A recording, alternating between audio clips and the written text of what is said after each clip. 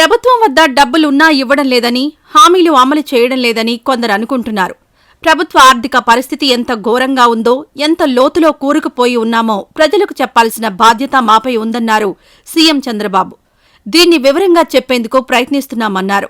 5 రూపాయలిచ్చి ప్రజలను శాశ్వతంగా పేదరికంలో ఉంచాలని తాము అనుకోవడం లేదన్నారు.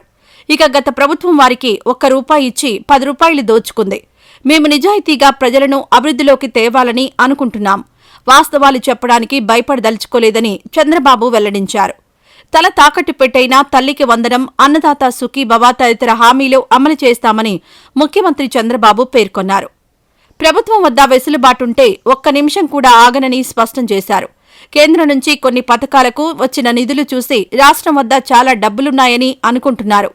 అమరావతి, పోలవరం ప్రాజెక్టు, విశాఖ ఉక్కు కోసం కేంద్ర ప్రభుత్వం కొన్ని నిధులిచ్చిందని, వాటిని మళ్లించి సంక్షేమ పథకాలకు ఖర్చు చేయడం కుదరదని, మరో రకంగా సర్దుబాటు చేసుకుని సంక్షేమం అమలు చేయాలని అన్నారు.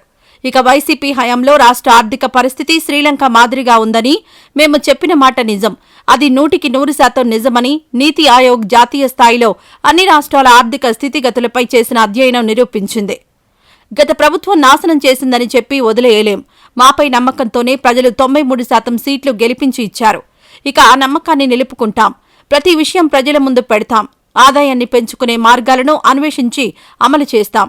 ఆదాయం పెరిగితే అది ప్రజలకే చెందుతుందని, పేదలకు కూడా వెసులుబాటు కల్పించాల్సిన బాధ్యత మాపై ఉందని, గత ప్రభుత్వం అసమర్థత, అవినీతి విధానాలతో రాష్ట్రాన్ని వెనక్కు తీసుకువెళ్లింది అన్నది నిజమని చంద్రబాబు చెప్పారు.